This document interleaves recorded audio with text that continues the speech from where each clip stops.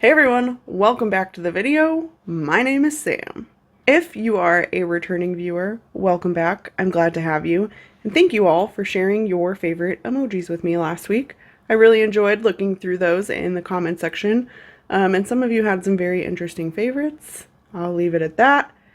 If you are new here and this is the first time you are seeing my face, welcome. I make weekly videos dissecting internet nonsense, so if you're into that type of thing or you like today's video, I hope that you'll consider liking and subscribing. It really helps out the channel and make sure that you never miss another upload from me. So we've talked about Lizzo a few times on this channel. We've talked about her binge eating on camera. We've talked about her reality TV show, Watch Out for the Big Girls. And we've also talked about her weird desire to not be labeled a body positive artist or creator while posting body positive rhetoric on her social media and making body positive music.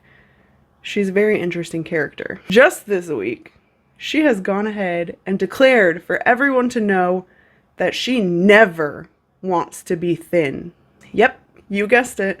Today we're going to talk about Lizzo and the problem with making your career around being fat. The TikTok Lizzo made, where she exclaimed that she never wants to be thin, was actually in response to a TikTok video made by a woman named Tiffany. And in Tiffany's video, she was sharing that she's finally learned how to achieve health by making small changes and implementing healthy movement, exercise that she enjoys doing. Take a look. I just want to find fat people who are like working out because they love themselves and like for the sake of fitness and like stamina, endurance, like overall health, and not necessarily weight loss. Like, because like for me, I know that what I'm doing, weight loss comes with the territory, but I'm not trying to escape fatness. And I feel like it's so like weird when you have come to this conclusion for yourself and like you decided that you don't want to partake in diet culture. Like the whole point for me starting this journey was to take my power back from constantly seeking weight loss. Like the whole reason why I've had success is because I'm not caring about weight loss for once in my life. But it's like, it's hard to find like other people who are in that same frame of mind. But I want to see more of that content. Like I need to interact with more of those people. It was refreshing for me to watch Tiffany's video and to hear someone say that they were making these changes to make themselves feel better that they know will likely result in weight loss, but that they wanted to do it out of love for themselves rather than self-punishment, which is clearly a path that she has tried to use in the past that did not yield results. And I think it was so refreshing because this is the argument that led me to creating my channel in the first place, right? I wholeheartedly believe, and I said it over and over and over again at the beginning of my channel, that you make these changes out of self-love. And that's why fat activists bother me so bad, because they think that everyone does these things out of self-hate and that everyone sticks with really restrictive diet culture when they lose weight. And that isn't necessarily true. And I kind of lost that message a little bit, being caught up in the minutia of creating content that I do love. So I haven't been saying it as much lately, but it is still true. And I'm glad that Tiffany said it, kind of brought that back around full circle for me, which was cool. So the other thing that I want to talk about that I did find interesting is Tiffany feeling like she needed to say in almost a disclaimer that she was not looking to escape fatness. And it was this escaping fatness concept that Lizzo was actually responding to. Let's look at Lizzo's response. Weight loss comes with the territory, but I'm not trying to escape fatness. Heavy on the not trying to escape fatness. Heavy fucking on it. I just wanted to stitch this to show support to you, because this creator specifically said, I'm looking for people that I can resonate with. Very, very same. I have a very high performance job. for 90 minutes a night, I have to do choreography, I have to sing, I have to dance, I have to rap, and I have to play the flute. And I have to emote and hype a crowd. In very tight clothes, sometimes clothes where it restricts my breathing. And it's fun. I love my job. It takes a lot of physical endurance to do what I do. And I used to be very rock star lifestyle. I used to throw myself around on the stage. As I got more professional in my career, I started to take the physical part more seriously. I've always loved moving my body. I've always loved working out. I've always been super into like being holistic conscious, because when you say health conscious, it comes very loaded, but I'm very holistically conscious. Like, I am very hippy dippy and woo woo when it comes to food and supplements and just thinking about my body and like the environment. And I think a lot of people see a fat person that way and immediately just assume everything they're doing is to be thin. I'm not trying to be thin. I don't ever want to be thin. Will my body fluctuate from this size? Will I get a little smaller depending on some of the choices I make, or a little bigger depending on some of the choices I make in my life? Yes, I'm used to fluctuating. However, the goal is always here. Once I started working out for mental health, to have balanced mental health for endorphins, so that I don't look at myself in the mirror and feel ashamed of myself and feel disgusted with myself, exercise has helped me shift my mind, not my body. My body is going to change. Everyone's bodies change. That's life. That's what the human existence is. Human experience is. You a baby and your body continues to change forever until it stops. And it's going to keep changing after that too, because you're going to be dust. But embracing the fact that your body changes, that's a part of it. And making sure that this is what we have the power over. Everything I eat, everything I do, every time I move my body, it's all for this. Because if this ain't happy, none of this is happy. So hello, friend. I feel you. So Lizzo starts by telling us what we already know, right? Her job as a performer requires her to be on stage for 90 minutes, dancing, singing, hyping up a crowd, emoting, twerking while playing the flute, right? That's kind of her whole thing. And it does take endurance, right? So she's admitting that to us in this TikTok. But I was intrigued by her mentioning that as she was looking to become more professional, she began to take the physicality of her career more seriously. I don't know if you guys were following Lizzo the way I was following Lizzo when she first came out, but when she got her big break, and she was all over the radio, and she was everywhere. She was on her social media platforms eating a ton of food, telling people to F off if they disagreed with her, dancing around her pool or riding in golf carts, weirdly enough, in a thong with her whole booty hanging out. That was just what she did. And it's clear that she started to break some of those habits more recently. Not all of them. But in some of her most recent posts, it's also very clear, to me at least, that Lizzo has lost weight. And that's okay with me. But she made this video for a purpose. People don't make content without a purpose. And no one is asking Lizzo to be thin. So what was the purpose of her creating this video? To me, this video reads like Lizzo is trying to gently, slowly backtrack away from the body positive, fat activist, essentially the image that she has created for herself since she launched her career. Fat creators and artists have made their careers off being fat. And not just a little, like their entire career is based off being fat and or plus sized. But when they want or need to, or hell, even just lose weight accidentally, they believe that they will lose their audience. And we know from history that any type of weight loss is deemed immediately as a negative, especially if it's a body positive idol. Fat activists get stirred up real quick, they will flip, and they will start saying very negative things about someone that they previously idolized. It's very intense, but we've seen it happen again and again and again. That happened to Adele, it happened to Rebel Wilson, it happened to Melissa McCarthy. No one is safe.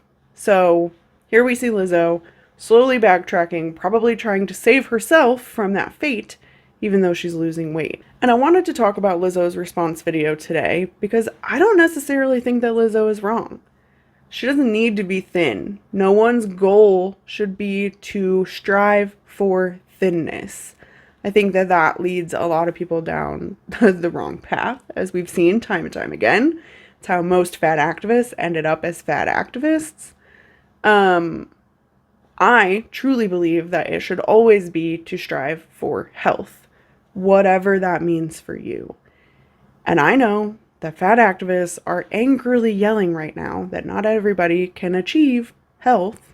Not all bodies are capable of being healthy. No sane person is asking anyone to starve themselves. And certainly no one is arguing for the eradication of fat people. But that is what fat activists would like to have you believe. And they've created these narratives, and now they're in so deep, and their livelihoods depend on it. Their whole livelihoods. And so we see them in this place where they have to maintain this delusion to maintain their life. And it's deeply problematic. And it's why people like Lizzo and others that we've seen slowly backtrack away from their crazier antics. As a sidebar example, when I was doing research last week for the Fat Fab Feminist video, it was very surprising to me to notice that even her rhetoric has been toned down quite a bit, with her even agreeing that nobody should talk about anybody's body ever, even after her spending years online calling out thin women and talking about how horrible they are, and talking about their bodies, right? So it's interesting even to see them sort of fall into some of these categories, whether they realize they're doing it or not. I do also want to mention that while I don't think Lizzo is wrong, her phrasing on "I never want to be thin" is very vague, and it made me immediately curious, what does thin mean to Lizzo? Does she mean she never wants to be a size 16? Does she mean she never wants to be a size 2? Like, those are very different things, and of course she'll never go in and explain that, but it did make me curious, because I know she probably didn't mean it this way, but what about the thin women and girls who are trying to gain weight, who don't want to look stick straight with no curves, and they're not able to do those things, and now they have this idol who's supposed to stand for positivity of all bodies, saying that she would never want to look like them, right? And that's something we hear fat activists saying all the time. Well, people would never want to look like me. And they want people to consider that language, and that is why they're so angry. Because they're saying the language that you're using is not careful enough, and it's hurting our feelings, and it's hurting our body image. And yet, here they are doing the same exact thing. So I just find that very interesting. I hope that people will start to make those considerations as they make content, especially fat activists, but I highly doubt it. We can hope, right? We can hope. I am curious to know if anyone else out there picked up on Lizzo mentioning that she is hippy dippy woo woo, whatever the hell that means, when it comes to health, including her choice to become vegan, and her choices on the supplements that she takes. Even her use of the word holistic when talking about health was an indicator to me, as someone who's been through all of these phases of life and diet culture and trying to find intuitive eating and the right answer and veganism that she is still coming into contact, brushing up against, participating in the diet and wellness culture that she and her followers claim to hate. And this isn't the first time we've seen this, right? She very publicly did a smoothie cleanse and people were very angry about it. Smoothie cleanses are a thing that people notoriously do as part of diet culture. So it's interesting again to hear her sort of use that language and brush against those things without explicitly saying it.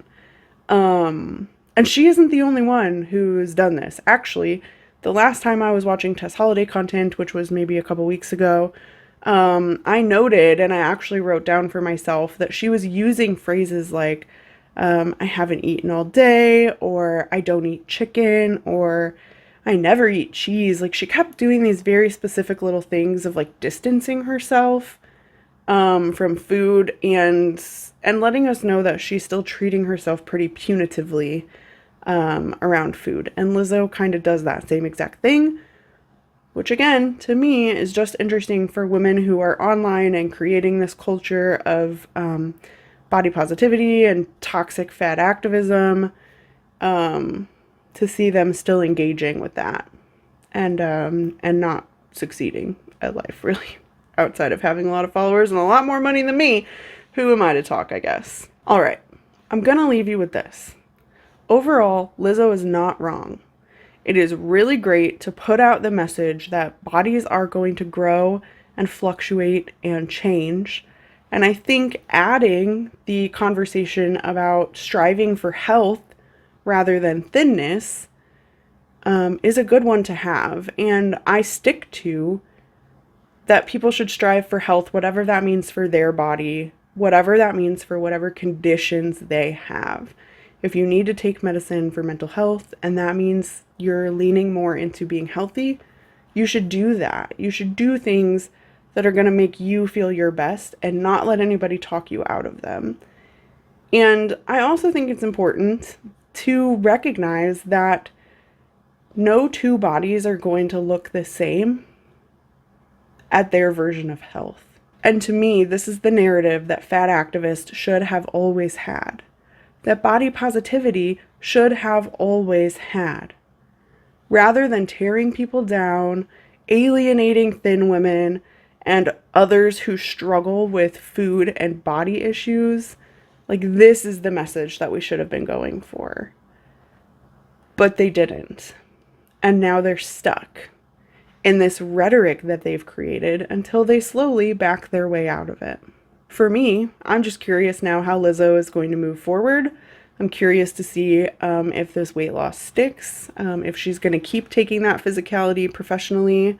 I kind of mentioned it in Watch Out for the Big Girls, like, what happens if you lose weight because you're on tour and suddenly you're moving more and you're eating less because you have less time to sit in your anxiety and think about food.